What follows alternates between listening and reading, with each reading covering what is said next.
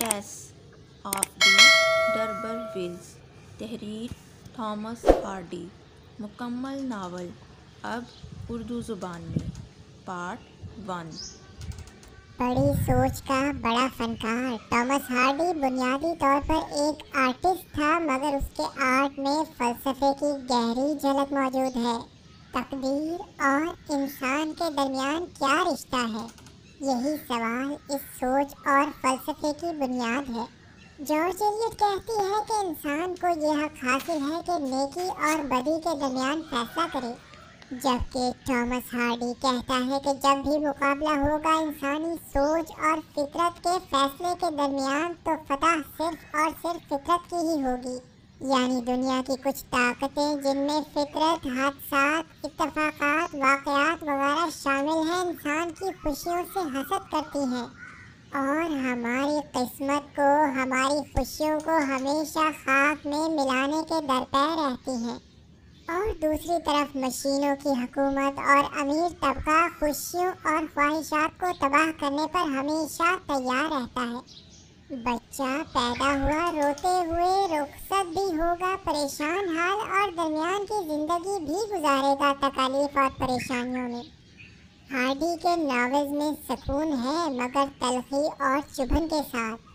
مگر اس تلخی اور چبھن سے ہم بد مزہ نہیں ہوتے۔ آپ مضبوط ترین محل کی تعمیر کریں، صحت مند ترین انسان کی طرف دیکھیں یا قارون کے خزانے پر نظر ڈالیں، کچھ نظر نہ آنے والی طاقتیں ان پر اثر انداز ہوں گی اور آپ کے دیکھتے ہی دیکھتے ان چیزوں کو تباہ و برباد کر دیں گی۔ صحت بیماری میں، امیری غریبی میں، محل کھنڈر میں، باغ صحرا میں، اور خوبصورتی بدصورتی میں تبدیل ہو جائے گی۔ یہ سب کچھ اس وقت تک ہوتا رہے گا جب تک زندگی موت میں نہیں ڈھل جاتی۔ انجانی طاقتوں کا یہ سلسلہ چلتا رہے گا، یہ سوچے بغیر کہ انسان کتنی تکلیف میں ہے۔ دی سوئل آف ویسیکس یا ویسیکس کا ہارڈی کے ناولز میں بہت اہم حصہ ہے۔ یہ علاقہ صرف ایک سٹیج نہیں جہاں انسانی کردار کہانی کو آگے بڑھائیں گے، بلکہ ویسیکس تو خود ایک کردار ہے جو نہ صرف دیگر کرداروں پر بلکہ پڑھنے والوں پر بھی بہت گہرا اثر چھوڑتا ہے۔ یہ پیدائش سے موت تک اور خوشی سے غمی تک سب چیزوں کا اظہار بھرپور طریقے سے کرتا ہے۔ ٹیس سن 1891 میں سیریل شکل میں شائع ہوا، جبکہ اس پر کام کا آغاز سن 1888 میں کیا گیا۔ ٹیس خوشیوں کی جانب سفر کرنا چاہتی ہے، مگر حالات کے طوفان اسے ہمیشہ پریشانیوں کے بھنور میں لے جاتے ہیں۔ یہ ہے 16 سالہ معصوم اور سادہ گاؤں کی لڑکی اور ناول کا مرکزی کردار۔ ناول اس کی 16 سے 23 سالہ زندگی کی المیہ داستان ہے۔ ایک ایسا کردار جس کے لیے ادبی دنیا میں شاید سب سے زیادہ ہمدردی رکھی جاتی ہے۔ جسمانی طور پر بے حد خوبصورت، مگر دماغی طور پر بہت تکلیف اور پریشانیوں کا شکار ٹارچرڈ مائنڈ۔ تقدیر اور قسمت نے اس کے پاکیزہ خیالات کو ہمیشہ تباہ کیا اور اسے در بدر کی ٹھوکریں کھانے پر مجبور کیا۔ عقل مند، محبت کرنے والی، حساس اور بے غرض لڑکی جسے حالات نے سخت محنت اور مشقت کا عادی بنا دیا تھا۔ جان ڈربی فیلڈ نام ہے اس کے باپ کا۔ بہت سارے بہن بھائیوں کی سب سے بڑی بہن اور اس کا خاندان اور غربت اس کی بربادی کی اہم وجہ بھی ہے۔ اینجل کلیئر اور وہ ایک دوسرے سے محبت کرتے ہیں، مگر قسمت انہیں ایک دوسرے سے دور لے جاتی ہے۔ ایلک ڈربرویل اس کی بربادی کی شروعات اور اس کی زندگی تباہ کرنے والا پہلا انسان تھا۔ Angel Clare Reverend and Mrs Clare کا سب سے چھوٹا بیٹا۔ والدین اسے چرچ سے وابستہ کرنا چاہتے ہیں، مگر وہ اس کے بالکل برعکس فارمنگ کے پیشے کو اپنانا چاہتا ہے۔ ایک اچھا انسان، مگر جلدی اور فوری فیصلے کرنے والا۔ ٹالبوتھیز ڈیری میں ٹیس کو دیکھتا ہے اور فطرت کا حسن اور مکمل پاکیزہ سمجھتے ہوئے اس سے شدید محبت کرتا ہے، جبکہ ٹیس اپنے ماضی کی وجہ سے اس سے اقرار محبت کرنے سے گھبرا رہی ہے۔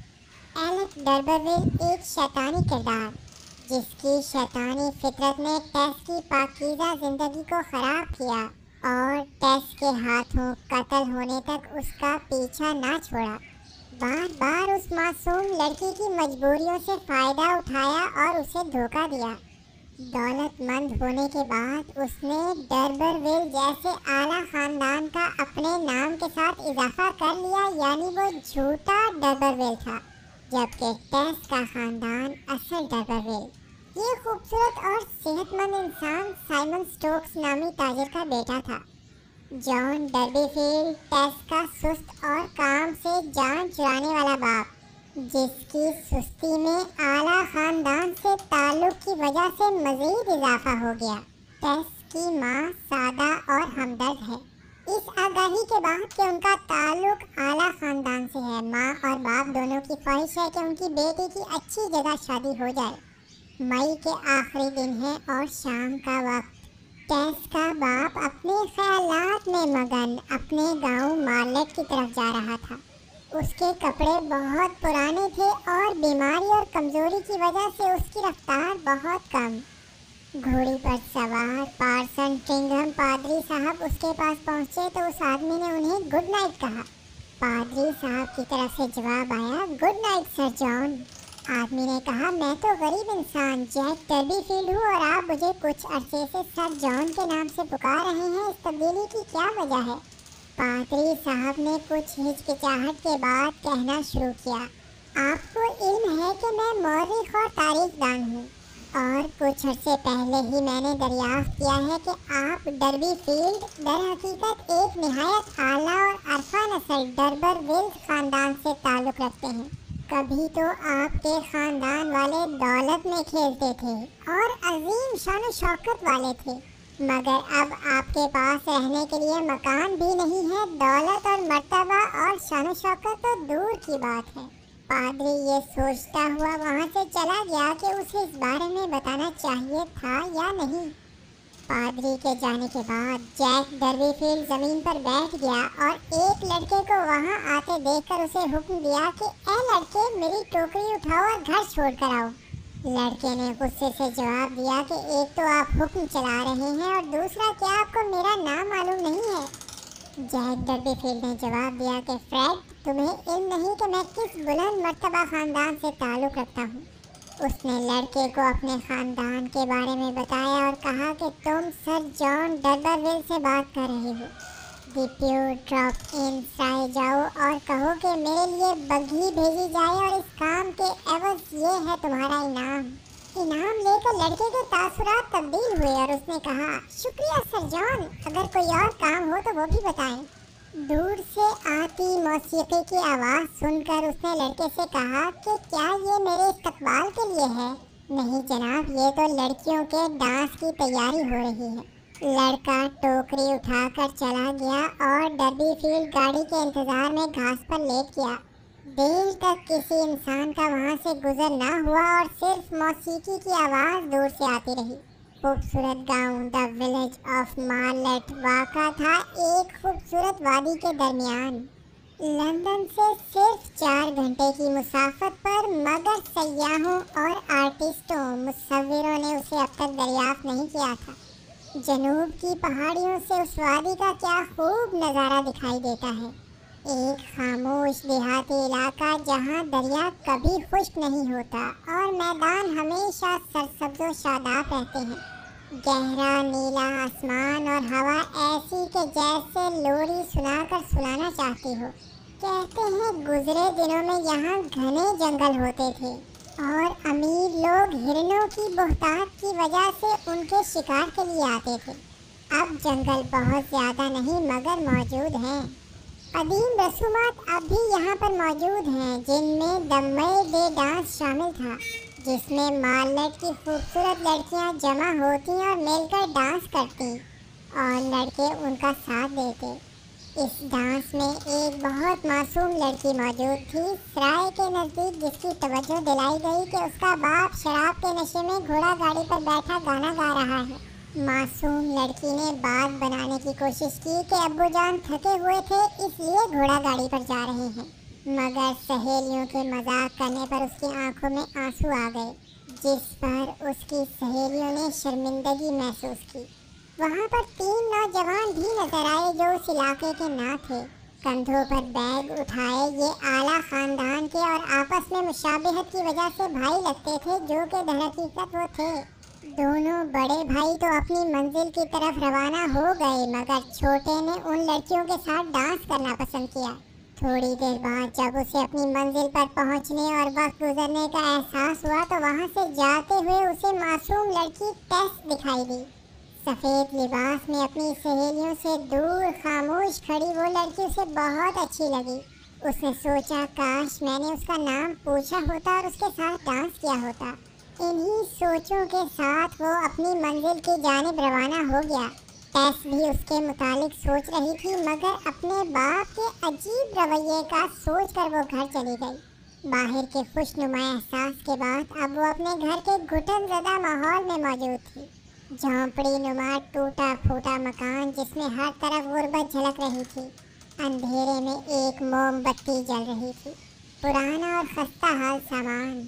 छोटे से कमरे में परेशान हाल 6 बहन भाई। उसकी माँ कपड़े धोने के साथ साथ बच्चों को सुलाने की भी कोशिश कर रही थी। गुर्बत, बहुत सारे बच्चों और तकालीफ ने उसे बूढ़ा कर दिया था, मगर उसमें अब भी खूबसूरती की झलक देखी जा सकती थी जो टेस को विरासत में मिली थी। टेस शर्मिंदा थी कि माँ का हाथ बटाने के बजाय वो बाहर डांस करती रही, मगर उसकी माँ खुश थी कि बेटी को चंद लम्हे सुकून के मिल गए। माँ जो बहुत खुश नजर आ रही थी, टेस से कहने लगी कि एक खुशखबरी है, हम बहुत आला खानदान से ताल्लुक़ रखते हैं और शायद इसी वजह से हमारे दिन बदल जाएं। बाप के मुतालिक उसे बताया गया कि डॉक्टर ने उसे सख्त बीमार बताया है और वो किसी भी वक्त मर सकता है। इस वक्त वो सराय में शराब पी रहा होगा ताकि रात को शहर में शहद ले जाने के लिए ताकत बहाल कर सके। माँ अपने शोहर को लेने के लिए सराय रवाना हुई ताकि इसी बहाने अपने घर की परेशानियों के माहौल से कुछ देर दूर रह सके। टेस ने घर के काम करने शुरू कर दिए और जब बहुत वक्त गुजर जाने के बावजूद माँ बाप घर वापस न आए तो एक तरफ उनकी गैर जिम्मेदाराना हरकतों पर गुस्सा आया और दूसरी तरफ उनके लिए फिक्रमंद हुई। उसने अपने छोटे भाई अब्राहम को माँ बाप की तलाश में सराय शराब खाने भेजा और जब वो खुद भी काफ़ी देर तक वापस ना आया तो हिम्मत करके रात की तारीकी में सराय रवाना हुई और कुछ देर बाद वहाँ पहुँच गई। बहुत तेज़ रोशनी में अंदर की हर चीज़ साफ नज़र आ रही थी और लोग अपने अपने कामों में मसरूफ़ थे। सराय में टेस की माँ शोहर को कह रही थी कि वो एक अमीर औरत के बारे में जानती है जो अपने नाम के साथ डर्बरविल लिखती है। उसका ताल्लुक हमारे ख़ानदान से हो सकता है और अगर टेस उसके पास जाकर रहे तो उसकी अच्छी जगह शादी मुमकिन हो सकती है। अब्राहम सराय पहुंच चुका था और चुपके से अपने माँ बाप की गुफ्तगू सुन रहा था, जो बोल पड़ा कि हमें उनसे मिलना चाहिए, फिर हम उनकी गाड़ी में शहर का नज़ारा किया करेंगे। अब्राहम को नीचे जाने का कहा गया।